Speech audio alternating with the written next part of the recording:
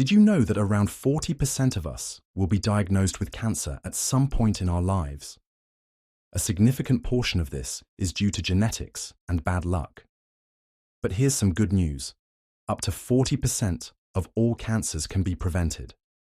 While we can't change our genetics, we can absolutely influence how our genes behave. One of the most powerful ways to impact this is through the food we eat every day. Cancer is not only a genetic disease, it is also a metabolic and immune system disease. The wrong foods, sometimes even those we think are healthy, can create the perfect environment for cancer to grow. In this video of Senior Guide, I'm going to break down the science behind how specific foods can fuel cancer cells, and I'll offer a simple framework for how to avoid them.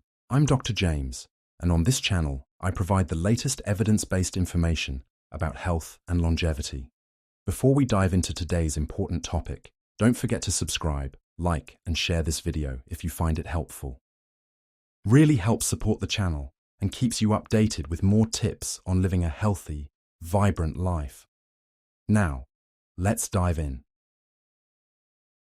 The basics of cancer begins when a normal cell becomes abnormal. Just a single mutation which actually happens all the time. If that mutation isn't repaired or controlled, it can lead to uncontrolled cell growth. For cancer to survive and spread, though, it needs several factors to line up.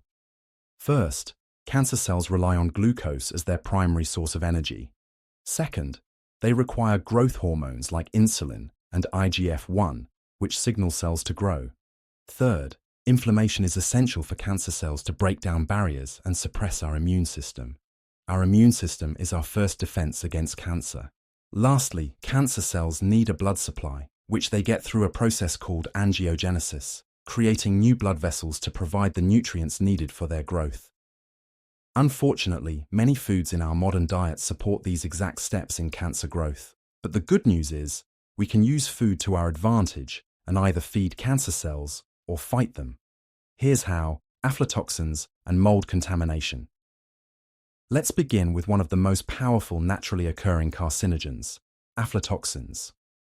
These toxins are produced by certain molds found in grains, nuts, and corn.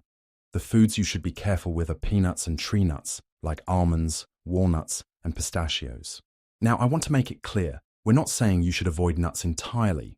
Nuts are healthy, but we need to be careful about their sourcing.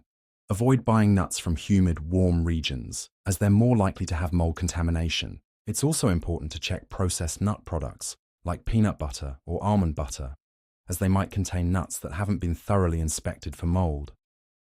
To reduce exposure to aflatoxins, look for brands that don't source their nuts from high-risk areas. Inspect nuts carefully before eating, avoiding any that are discolored or shriveled, which could indicate mold. Also, try to consume nuts within a month of purchase, and watch out for their expiration dates.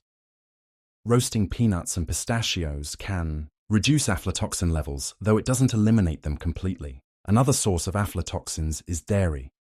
Some animals eat aflatoxin-contaminated feed, and it can be passed on to us through milk. So, be cautious about buying milk from cows that are fed untested grain or raw dairy products. Sugar and processed. Carbs, no surprise here.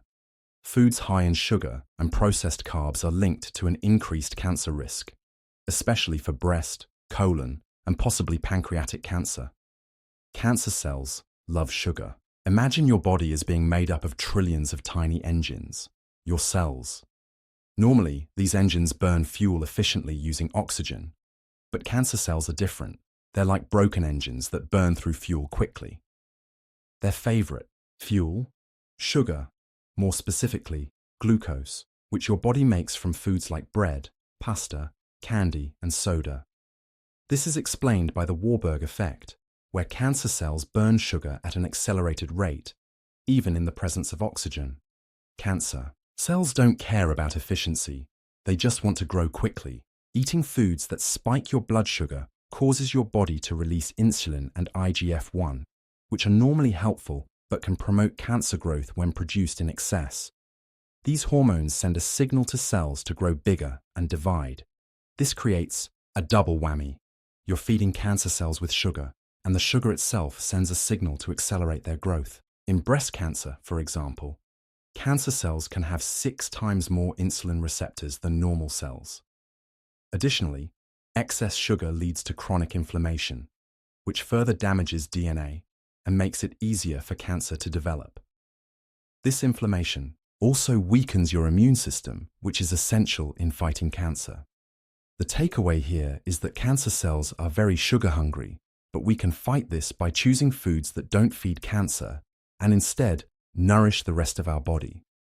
Limit sugar as much as possible, focusing on low glycemic carbohydrates high in fiber, such as beans, whole grains, vegetables, and berries. And if you drink regular soda, that's an easy switch to make today.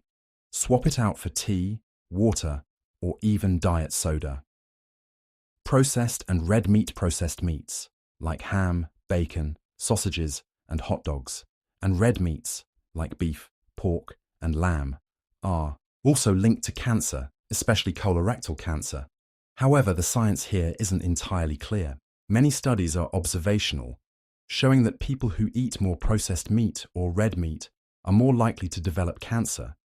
But it's difficult to determine if meat consumption directly causes cancer, or if it's other factors, like smoking or lack of exercise, that influence cancer risk. That said, there are mechanistic reasons why red and processed meats may increase cancer risk. Processed meats often contain nitrites, which are preservatives. When nitrites enter your stomach, they're converted into nitrosamines, carcinogens that may increase cancer risk, particularly for stomach cancer. The way meats are cooked also matters. Grilling or frying meat at high temperatures can create chemicals called heterocyclic amines, HCAs, or polycyclic aromatic hydrocarbons, PAHs, both of which have been shown to damage DNA and promote cancer in animal studies. The evidence is mixed, but based on the totality of research, it's likely that the problem isn't the meat itself, but the absence of fiber-rich foods. When people eat more red meat or processed meat, they're likely eating less of things like fruits, vegetables, and whole grains, foods that reduce cancer risk.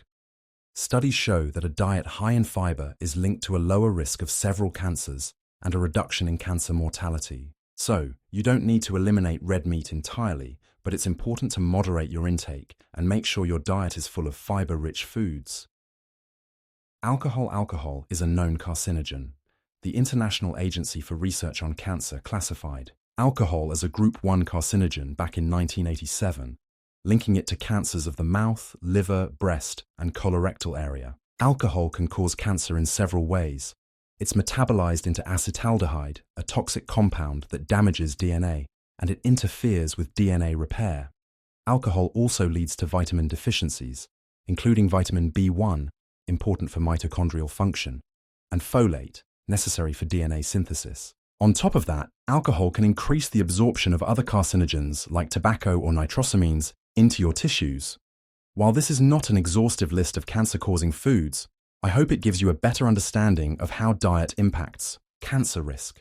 If there's any food I didn't mention that you're concerned about, let me know in the comments, and I'll dive deeper into it in a future video. Stay healthy, and I'll see you in the next one.